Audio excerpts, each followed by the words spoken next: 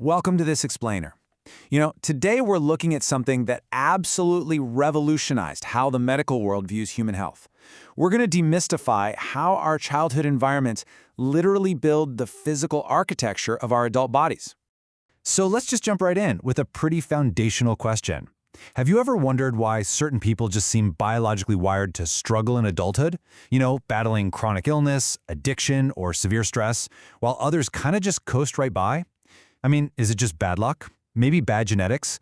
Well, it turns out the answer often lies hidden in the very first 18 years of life. Part 1, the ACE scale explained. Let's look at its origins and evolution.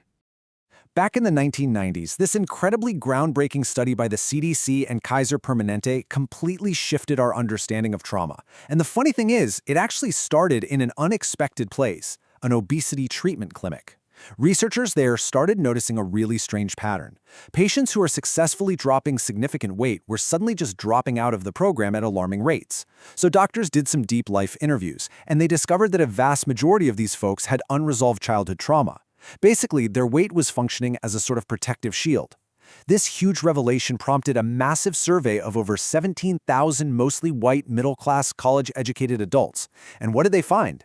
Well, it proved that severe childhood trauma wasn't just isolated to marginalized communities. It was literally everywhere. To actually measure this trauma, researchers created what's known as the Adverse Childhood Experiences, or ACE scale. This scale tallies up cumulative trauma across 3 distinct buckets: abuse, neglect, and household dysfunction. The rule is simple. If you experienced a specific adversity before age 18, you get a point. Now, it doesn't measure how often it happened, just that it did happen. It scores individuals from 0 to 10. Think of it kind of like a cholesterol score, but for childhood adversity. When they finally ran the numbers, the medical community was absolutely stunned. Somewhere between 58 and 64% of the population has at least one ACE. It is incredibly common. But for our explainer today, we are going to focus really intensely on a highly vulnerable segment, the 2 to 6% of the population who score a severe 6 to 8. Part 2. Inside the alarm system, we're going to see exactly how trauma turns into toxic stress. So what does an ACE score of 6, 7, or 8 actually mean? Well, it means a child's entire environment is just saturated with compounding layers of abuse or neglect. When a kid faces this kind of constant threat, without a safe, supportive adult to buffer them, their fight or flight response activates. Cortisol and adrenaline just flood the body. Now, normally, a threat passes and the alarm shuts off, right? But in a highly abusive environment, that threat never really leaves. The brain's alarm system acts like a broken smoke detector. It basically gets stuck in the on position, constantly bathing the developing brain in stress hormones. Over time, this unyielding chemical flood creates a massive biological tax.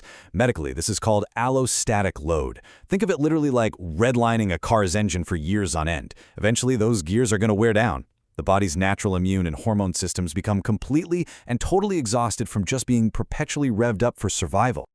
Part 3. Rewiring the adult brain. Let's look at the actual structural changes caused by trauma. Okay, so in a high ACE brain, the amygdala, which is the brain's fear and threat processing center, it physically swells. It's like a muscle working overtime. It grows massive because it's trying to constantly detect threats. But at the exact same time, all that toxic stress actually shrinks the prefrontal cortex. That's the logical area responsible for impulse control and emotional regulation. So when you put that together, the brain is quite literally rewiring itself for a war zone. It's forced to sacrifice logic for immediate survival. In this hostile environment, it reaches right down to the molecular level. It causes something called epigenetic age acceleration. Basically, the sheer stress of surviving forces your cellular aging to massively outpace normal chronological time. It actually leaves chemical scars on the DNA, turning on genes that keep the stress response firing, meaning the body's biological clock just speeds up prematurely.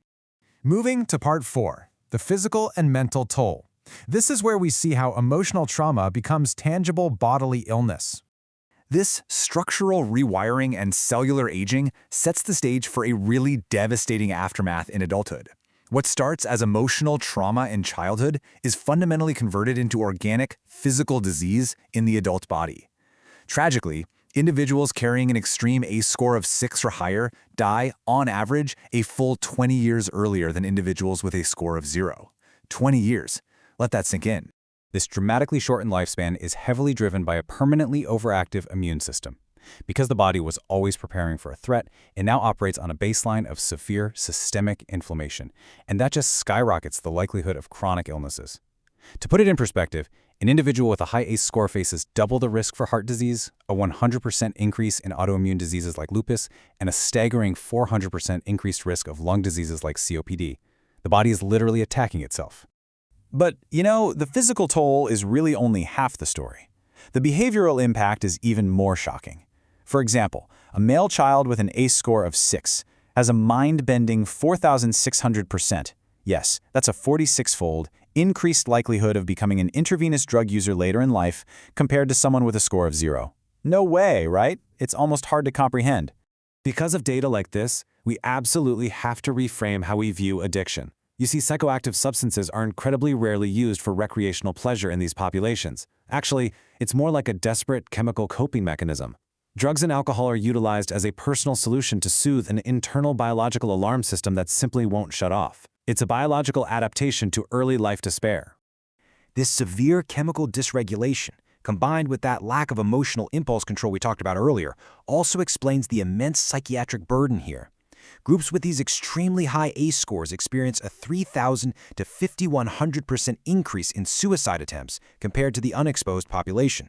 In fact, epidemiologists calculate that over 2/3 of all suicide attempts in the general population can be statistically traced right back to adverse childhood experiences. Part 5. The Reframe. How we desperately need to shift our perspectives. Understanding this staggering data should completely change how we view adults struggling with these challenges. The key takeaway is this: these behaviors are not character flaws. They are not moral failings. Think about it. When someone's prefrontal cortex is structurally smaller and their amygdala is perpetually screaming that they are in danger, their actions aren't choices. They are desperate, biologically driven adaptations designed to survive a highly hostile developmental environment. So, we must transition our healthcare protocols, our justice systems, and honestly, our own personal perspectives. We have to stop asking what is wrong with you and start seeking to understand what happened to you. It is the fundamental difference between judging a perceived character flaw and treating a very real physiological wound. But hey, here is the most important and honestly the most hopeful takeaway.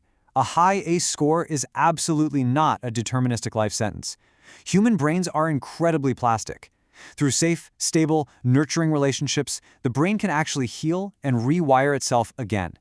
Proper, trauma-informed care can rebuild healthy neural pathways and finally help to calm that internal alarm system down for good. I'm going to leave you with this final thought to consider. If the human body is so remarkably adaptable that it will literally physically rewire its own brain just to survive a hostile childhood, well, how can we, as a society, adapt and rebuild our own systems? How can we foster healing for these individuals rather than punishing them for the biology they developed just to survive? It's a huge question. Thanks so much for exploring this explainer with me today.